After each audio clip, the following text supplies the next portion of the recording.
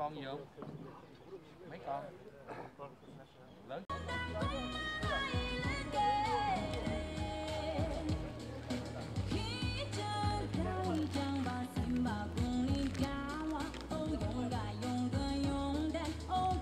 Nghe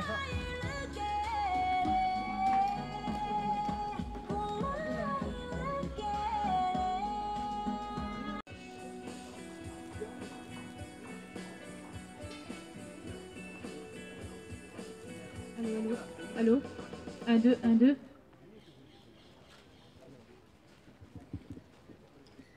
군주단지 소마라 저스텔레 아니 단단디 제위 아니 단단디 선소디 데스지니 아니 마 고주샤예 군주 넘버 소마니 쿠초간라야 페나로지 아니 되게 지라 아니 많이 동초 찍스당 같은 데니 사이게 오토스 진짜리 제예 그잖아.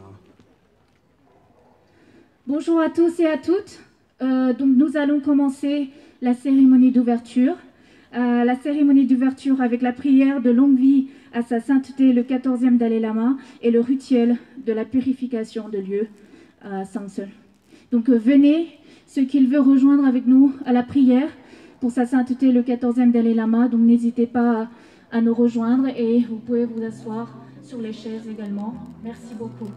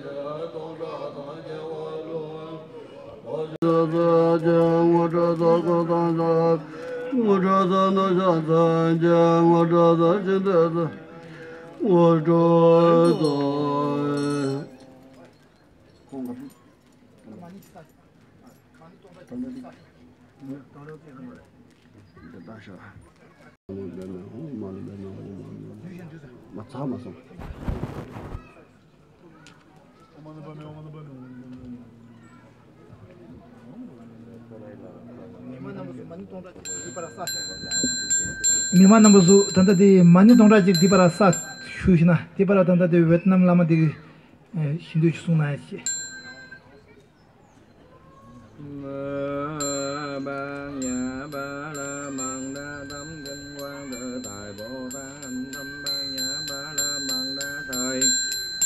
Chưa yên hưởng giải không độ như thế cầu anh ra lời trời dân bán gì không không bán gì sắc sắc tức thì không tới ra tạo thuận tất diệu phục như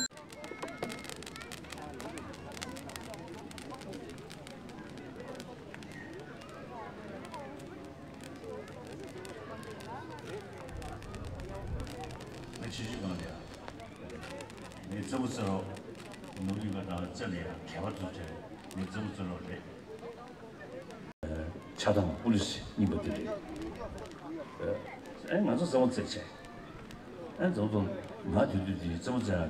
性格买得起，性格学习能得起，买地气些，上路需要专业学习，性格蛮开胃，这是吧？现在我这就和这呢， 개발 마음이 것도 저기 인식의 창조를 때 그래. 얘는 만독세야 기체. present on the society was on such a measure and do some and those are the didn't dialogue good care of rosary then a fire says or fire with the usage fire said the fire such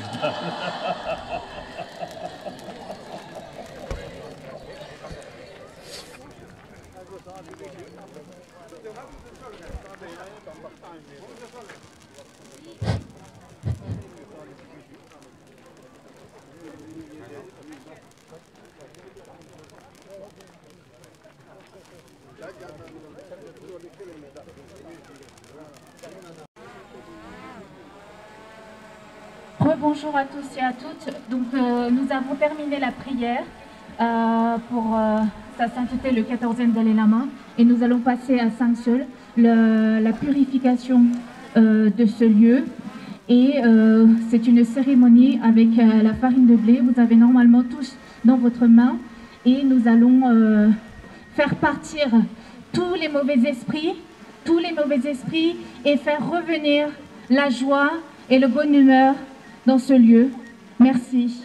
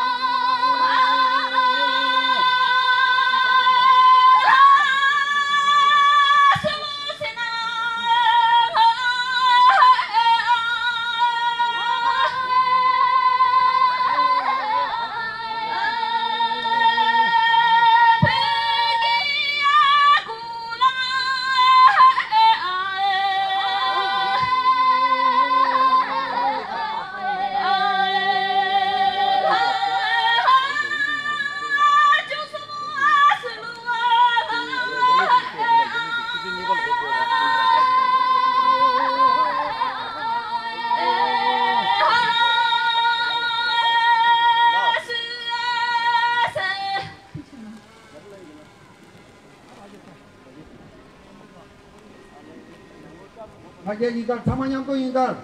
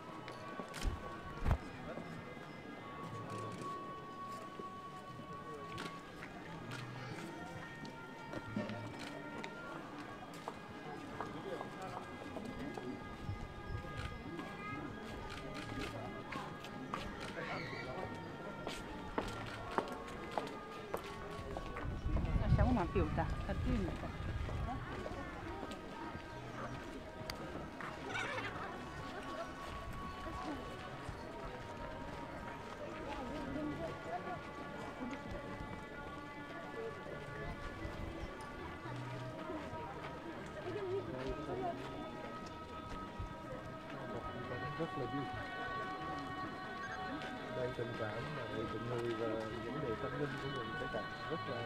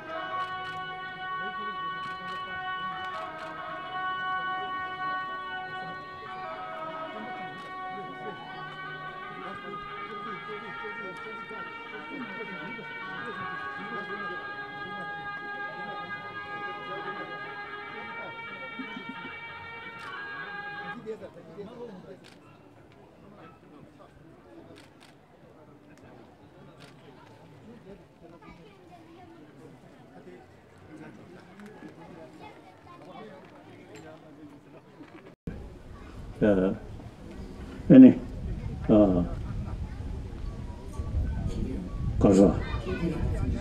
가서 개들랑게 생이 땡주나 개를 꾸려 먹어지고 칠 돈이 먹어지고 요조나 땡지미 뒤지고면 건식로보다 남잖아 뒤에 따지 뭐래 수르도 내니 뭐이 뒤지지된지 탄자잖아 나버잖아 테니까 소스고 건식이 다다전에 깨워진 거 지금 탄야 되냐 지금 뒤지 깨워서 해버려 다음에 여말에 했었나 뭐부터 무슨 일 와서我错了都能맞아봐야 민 시대 되는 숨이 소소를 씹어 되는 나 봐기가 대신 뭐부터 저 떠나야 돈이 달라고 얘기하고 있어하게 쇼로가 지우디 맨이다시 다 된다고 그래 상당히 사다 되게 아테기 지보고 때 숙성주도 봐 지금 그게 되는 거는 이거지만 좀 난데 디 아테기 지보되기 댄진되기 차단지 요래 그 댄진 숙성 다음에 그도 차단의 숙성도 돼야지 대단히 캐봐도 내일이 야스 민다 상담이야 그래도 우주비치 대단로도 세게 나와 세잖아 랑게 하는 내일 주로 러신도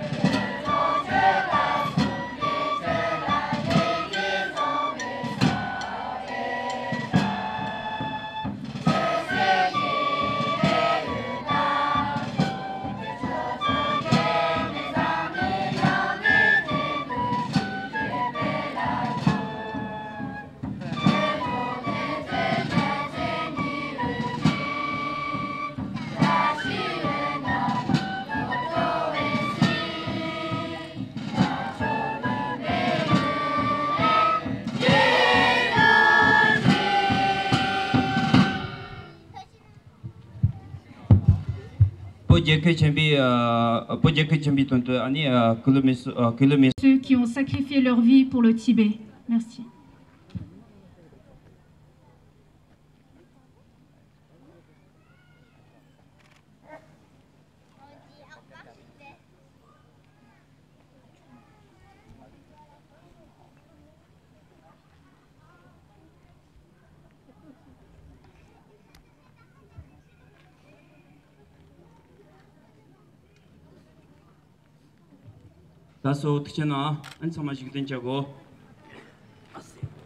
Merci beaucoup. C'était les écoliers du dimanche, les enfants qui apprennent le tibétain le dimanche avec le groupe d'artistes tibétains de la communauté tibétaine de France. Merci à eux. Tuchenang, Tuchenang, merde.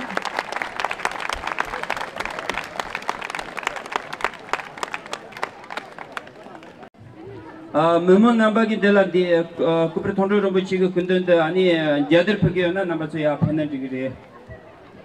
Oui, le public, si vous voulez mettre une écharpe blanche, Krata à sa sainteté, le 14e Dalai Lama, vous êtes les bienvenus sur la scène.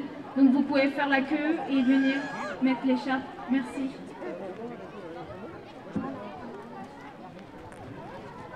Jerim jiwa, chiso chishi tang karma ngaji to beri chobi chozo karma chini choni jenur gongsa jengun chengu chobi kui chongkar tang dewi songshe nangju.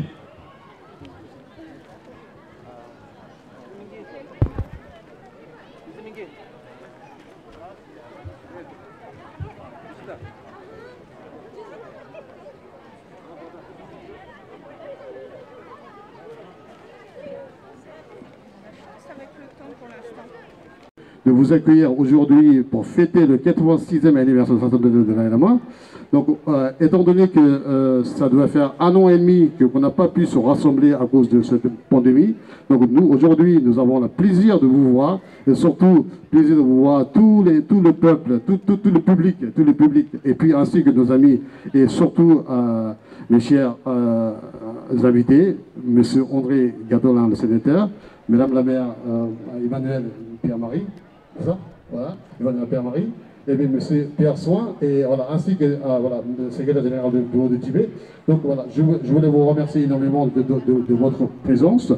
Et donc je disais, le meilleur cadeau qu'on puisse faire à sa sainteté de Dalai Lama pour son anniversaire, c'est de suivre, c'est ce qui nous donne comme consigne, comme la voie de suivre, surtout être gentil vers les autres, et puis avoir des pensées d'autrui, c'est très très important. En étant cela, donc effectivement, on peut construire, avoir de confiance envers les autres, on avoir de confiance, on crée une société harmonie, en faisant cette société harmonie, on pourra éventuellement avoir la paix. Donc c'est pour ça que, voilà, la base de tout cette, avoir une communauté, une société saine et une société qui a la paix, c'est d'avoir pensée d'autrui. Donc voilà, faire de la bienveillance vers les autres. Voilà, après ça. Deuxième chose que je voulais vous dire, c'est qu'aujourd'hui, effectivement, quand on fête l'anniversaire de Dalai Lama, donc effectivement, l'unité dans le diaspora ou dans le Tibet, dans le Tibétain qui vit au Tibet, et surtout, nous devons avoir une unité qui doit être solide. On ne devait pas avoir des différences, quoi qu'il arrive, que ce soit de quelle province que ce soit. Donc c'est-à-dire que ça, c'est très important. Et dernièrement, ce que je voulais vous dire aussi, c'est que la sauvegarde de la culture tibétaine, de l'identité tibétaine, et puis la tradition tibétaine, passe par la sauvegarde de la langue et la littérature tibétaine. De ce fait-là, à partir du moment quand on parle d'un peuple ou d'une identité, on parle de son l'écriture et sa façon de parler, la langue. À partir du moment où la langue tibétaine disparaît, à partir du moment qu'on n'écrit plus la tibétaine, là, dans ce cas-là, l'identité tibétaine disparaîtra. Donc, comme le dit le Dalai Lama, tant qu'on parlera du Tibet, ou du Tibet, le Tibet existera toujours. Tant qu'on parlera de Tibet, le Tibet existera toujours. Ne serait-ce qu'une personne ou deux personnes qui parleront de Tibet, ce Tibet existera toujours. De ce fait-là, pour sauvegarder cette riche culture et cette riche tradition, il faut qu'on sauvegarde la langue et la littérature.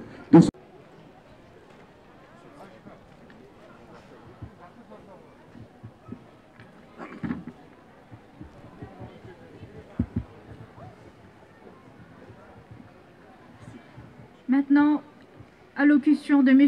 André Gatolin, sénateur et vice-président du groupe d'études internationales sur le Tibet au Sénat. Bonjour. Merci tout d'abord à Tinley, président de la communauté tibétaine nouvellement élue. Bonjour également à Madame la maire du 12e, chère Emmanuel. Merci aussi d'être là parmi nous. Bonjour au tout nouveau Chichoué d'Europe, cher Thupten, d'être parmi nous. Et puis je ne peux pas saluer tout le monde parce que j'oublierai les noms, mais le corps y est. Chers amis tibétains et chers amis du Tibet sans frontières, quelle que soit votre nationalité et votre appartenance. Je suis très heureux d'être parmi vous encore une fois pour rendre hommage à Sa Sainteté le Dalai Lama en son 86e anniversaire. C'est un moment important et nous avons, nous, en tant que politique, à la fois à travers le groupe d'amitié, le groupe d'études que nous avons au Tibet, et puis au-delà, puisque il y a un an, nous nous sommes constitués à travers plus de 20 parlements du monde entier en une internationale, une alliance interparlementaire sur la Chine, où nous tentons de coaliser les mobilisations des parlementaires des pays démocratiques qui nous ont rejoints, et nous sommes maintenant plus de 200 parlementaires, représentant donc des pays sur l'ensemble des 5 continents, nous mobiliser contre la politique toujours plus répressive et agressive de la Chine. Alors nous avons beaucoup participé récemment à la mobilisation en faveur du peuple ouïghour. Nous avons acté très fortement avec nos amis du Parlement européen pour tenter d'enrayer. Nous avons obtenu le gel de cet accord d'investissement qui avait été préparé en catimini entre l'Union européenne et la Chine. Et les choses évoluent. Alors elles évoluent parce qu'il y a une prise de conscience, mais malheureusement cette prise de conscience de plus en plus forte des démocraties occidentales à l'égard du pouvoir de Pékin n'est que la réaction à une politique toujours plus dure de ce régime-là. Alors tant mieux si nous sommes plus unis, mais c'est encore difficile. Nous avons engagé des études sur le travail forcé au Xinjiang, mais aussi au Tibet, avec notre ami chercheur Adrian Z. C'est difficile de mobiliser, mais de plus en plus, nous arrivons à faire passer des textes et des résolutions dans les principaux pays, ce qui a le don d'agacer très fortement le régime de Pékin et les suppôts de M. Xi Jinping. Mais je ne suis pas là pour parler politique. Je voudrais peut-être, en quelques mots, dire ce qui me paraît important dans cette journée de célébration de l'anniversaire de Sa Sainteté le Dalai Lama. C'est précisément qu'une culture riche, forte, puissante, autonome et je dirais souveraine, elle cultive au fil du temps ce qu'on appelle des trésors nationaux. Des trésors nationaux, ce sont des symboles culturels, historiques, fondamentaux qui incarnent la nation, qui incarnent le peuple. Et un trésor national, il est inaliénable et il ne peut pas être cédé, il ne peut pas être accaparé par quelqu'un.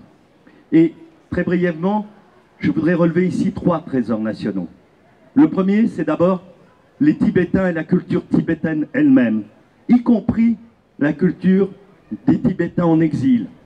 Parce que quand la répression, la tentative d'écrasement de la spiritualité tibétaine dans le territoire et dans les régions tibétaines, on dirait aujourd'hui malheureusement sous soumission chinoise, s'opère, heureusement que les diasporas sont là. Vous n'êtes pas des gens qui avaient fuyé, vous êtes des gens qui portaient, qui conservaient, qui transmettaient, qui permettent aux valeurs, aux traditions, à la religion, aux pratiques artistiques et tout ce qui entoure la force de la culture tibétaine, non seulement de se préserver, mais de se propager, de le faire connaître aux autres communautés. C'est un bien inaliénable et c'est très important que cette communauté internationale se mobilise. Le deuxième trésor national, pour moi, c'est la démocratie et la voie de l'état de droit qui a été voulu, désiré, impulsé par Sa Sainteté le Dalai Lama il y a maintenant près de 60 ans, d'abord à travers une charte et puis jusqu'à ces dernières années, la construction non seulement d'instances représentatives à travers des élections au suffrage universel par la communauté de son président, mais aussi de son Parlement, mais également la construction de règles d'état de droit avec un système judiciaire, législatif et exécutif qui, logiquement, n'a rien à envier à celle des vieilles démocraties consolidées occidentales. C'est un patrimoine incroyable, c'est un patrimoine difficile à gérer parce que quand il y a des élections, il y a souvent affrontement et division, mais je crois qu'une fois que l'élection passée, ce qui a été le cas, que les choix ont été faits, le discours de l'unité et la réalité de l'unité et de l'agir ensemble, au-delà des différences de chacun, devient essentiel.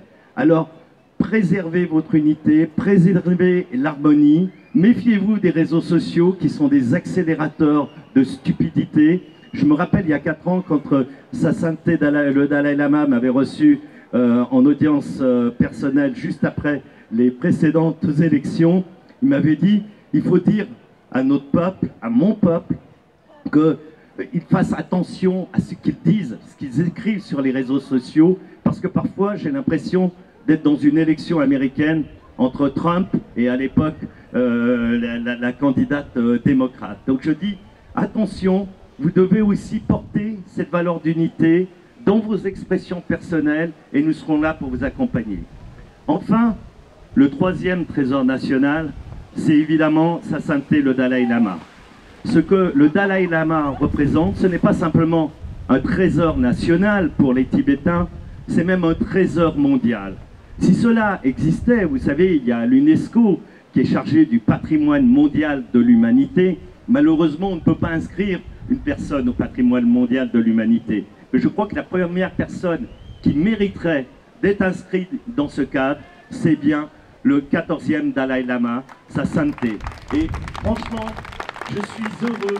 Je vais vous dire pourquoi. Ce matin, je regardais une vidéo de Sa Sainteté enregistrée il y a quelques jours dans une réunion en Inde auprès d'un groupe spirituel qui prône la non-violence et le végétarisme. Et je l'ai trouvé rayonnant. Je l'ai trouvé dans une santé éclatante.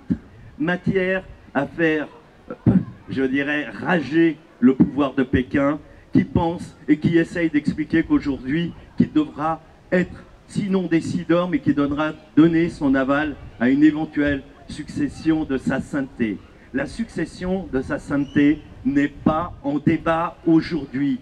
Nous sommes unis derrière lui et comme nous tous ici, je ne peux que lui souhaiter une très longue vie et avoir le bonheur de pouvoir le rencontrer bientôt à nouveau. Merci. Merci Monsieur André Gattelin pour ce beau discours. Maintenant, allocution de Madame la maire Emmanuelle Pierre-Marie pour la mairie du 12e. Merci. Merci.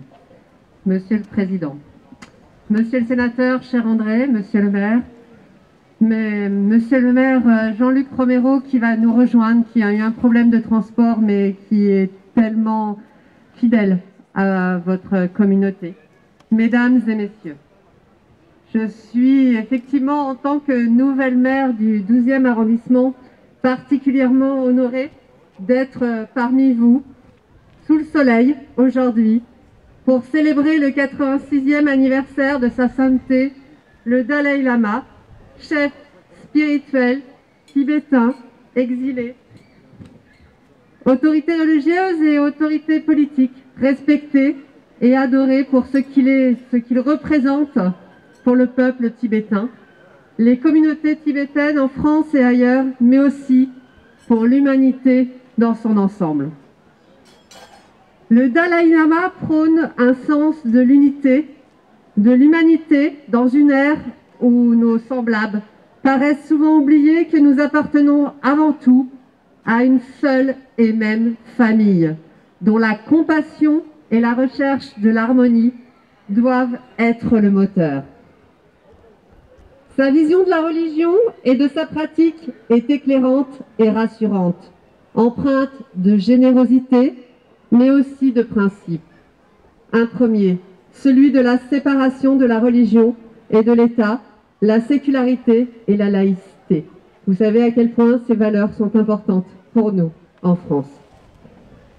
Vous l'aurez compris, j'ai un grand respect pour ce que représente le Dalai Lama, mais aussi pour l'homme qu'il est. L'avancement dans l'âge que nous célébrons aujourd'hui est aussi synonyme de rapprochement de sa réincarnation, qui, je le sais, inquiète tant le Dalai Lama, incarne l'espoir et les combats menés du peuple tibétain.